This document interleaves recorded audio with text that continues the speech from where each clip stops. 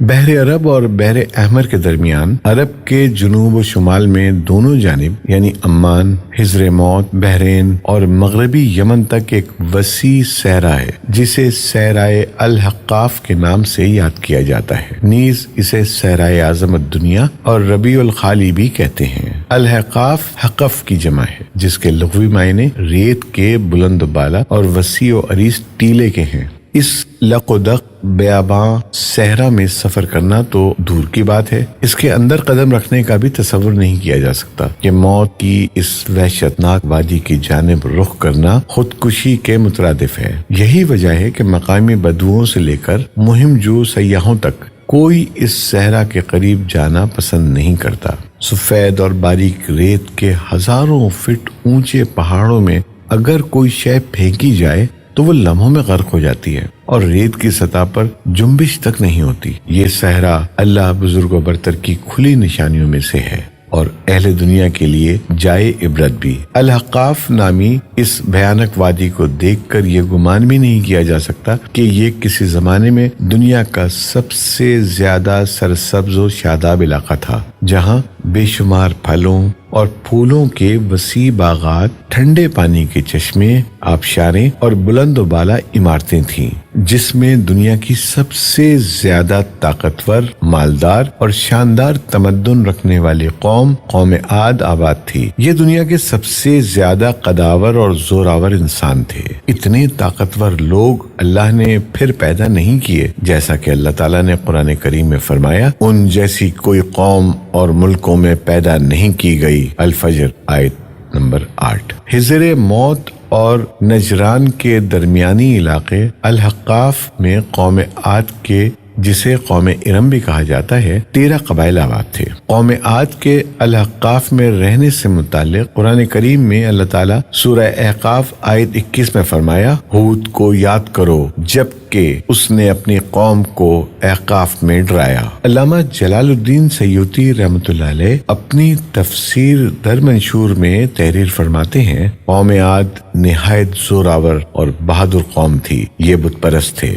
ان کے 2 بتوں کے نام حمود اور حب بیان کیے گئے ہیں۔ ابن کثیر رحمۃ اللہ علیہ نے اپنی تفسیر میں تیسرے بت کا نام سمد بیان کیا ہے۔ طوفان نوح علیہ السلام کے بعد قوم عاد ہی وہ قوم تھی جو سب سے پہلے کفر و شرک میں مبتلا ہو کر بتوں کی پجاری بنی۔ انہیں اپنے پتھروں کے خداؤں پر بڑا گھمنڈ تھا۔ ان کی معاشی حالت تو بہت عمدہ تھی، لیکن جہالت، گمراہی، جھوٹ، بے حیائی، باطل اقوال اور فاسد خیالات نے انہیں معاشرتی طور پر تباہی کے کنارے پر پہنچا دیا تھا۔ چنانچہ کفر و شرک کے سمندر میں غرق قوم عاد کی بدعمالیاں جب اپنی آخری حدود پار کر گئیں تو اللہ تعالیٰ نے انہی میں سے اپنے ایک نیک بندے حضرت ہود علیہ السلام کو پیغمبر بنا کر مابعوث فرمایا۔ چنانچہ قرآن کریم میں اللہ تعالیٰ کا ارشاد ہے، اور ہم نے قوم عاد کی طرف ان کے بھائی ہود کو بھیجا۔ انہوں نے کہا، بھائیوں، اللہ ہی کی عبادت کرو، اس کے سوا تمہارا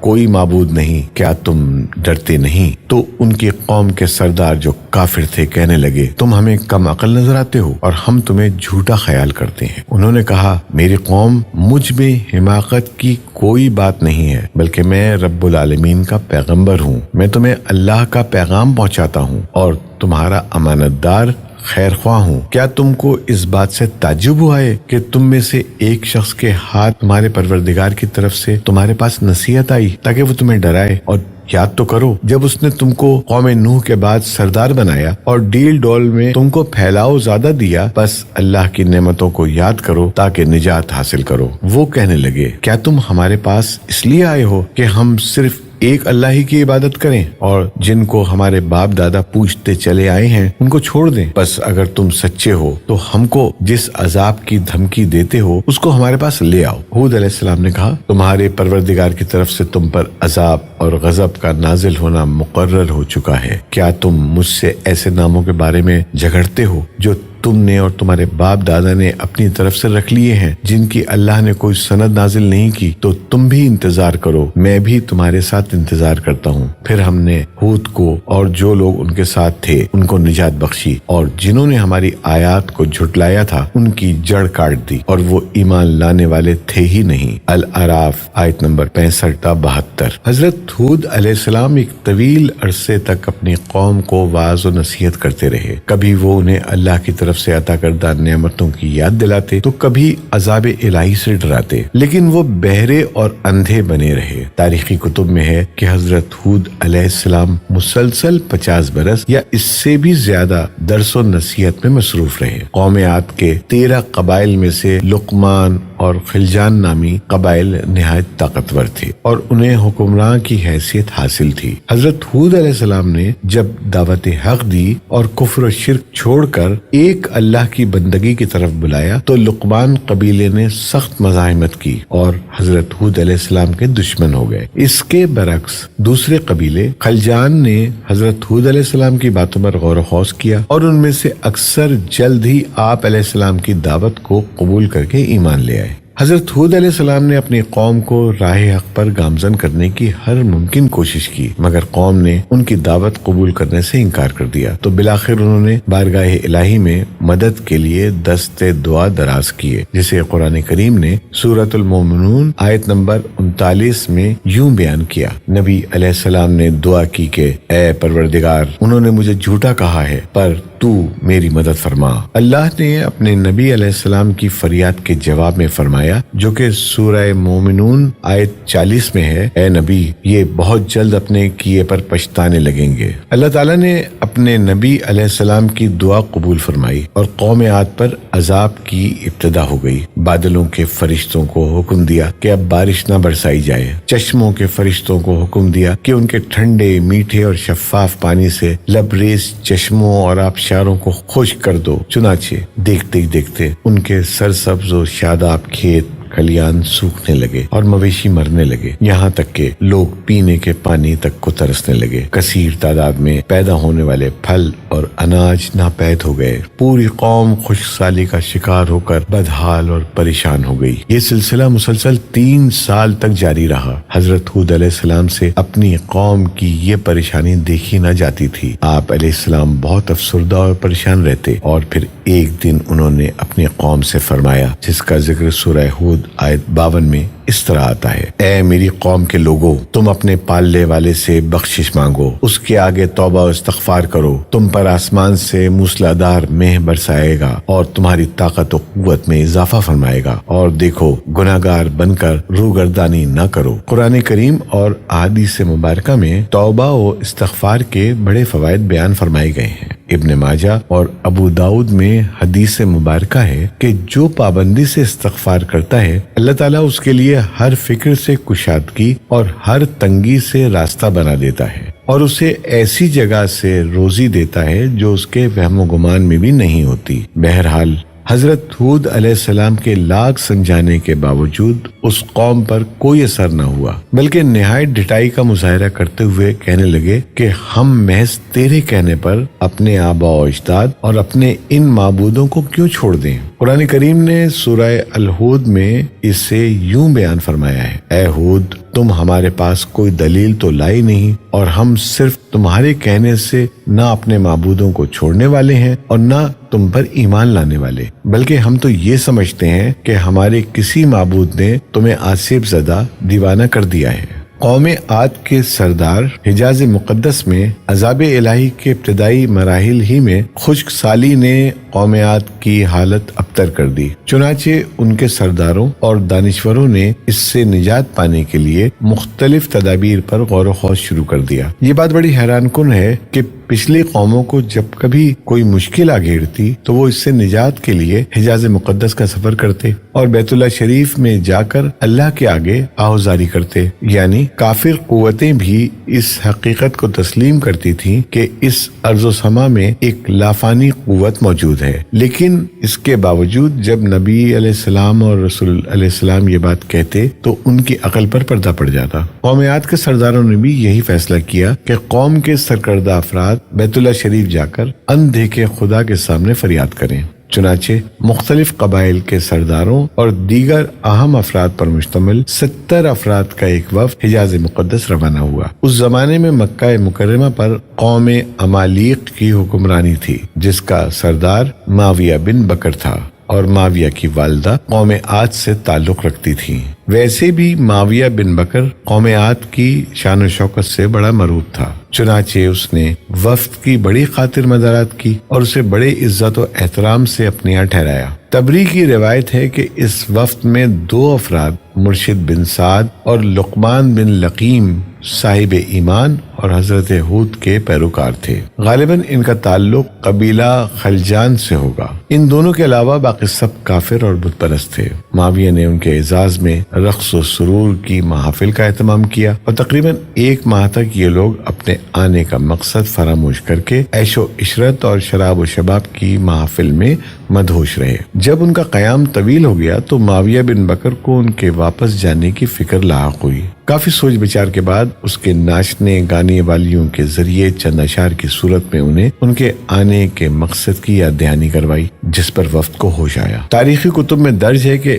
اس موقع پر وفد میں شامل مرشد اور لقمان نے ایک بار پھر انہیں سمجھانے کی کوشش کی کہ جو کچھ حضرت ہود علیہ السلام کہتے ہیں اس پر ایمان لے آؤ، لیکن وہ نہ مانے۔ وفد بیت اللہ شریف گیا اور بارش کی دعائیں مانگنی شروع کی۔ ابھی تھوڑی ہی دیر گزری تھی کہ اللہ تعالیٰ نے آسمان پر 3 رنگوں کے بادل بھیج دیے، جن میں ایک سفید تھا، دوسرا سیاہ اور تیسرا سرخ۔ اس کے ساتھ ہی آسمانوں سے ندائے غیب آئی، اپنے اور اپنی قوم کے لیے ان تینوں میں سے کسی ایک کو پسند کر لو۔ چنانچہ وفد نے سوچ بچار کے بعد سیاہ بادل کو اپنے لیے پسند کر لیا، جس کے ساتھ ہی سرخ اور سفید ٹکڑے آسمان سے غائب ہو گئے اور ابر سیاہ آہستہ آہستہ آسمان پر چھانے لگا۔ وہ لوگ اپنی دعا کی قبولیت پر بڑے خوش تھے اور سمجھتے تھے کہ اب خشک سالی ختم ہو جائے گی۔ چنانچہ پوری قوم نے خوشیاں منانی شروع کر دی، لیکن حضرت ہود علیہ السلام سمجھ گئے تھے کہ یہ عذاب الہی ہے، لہٰذا انہوں نے ایک بار پھر اپنے قوم کو مخاطب کرتے ہوئے فرمایا،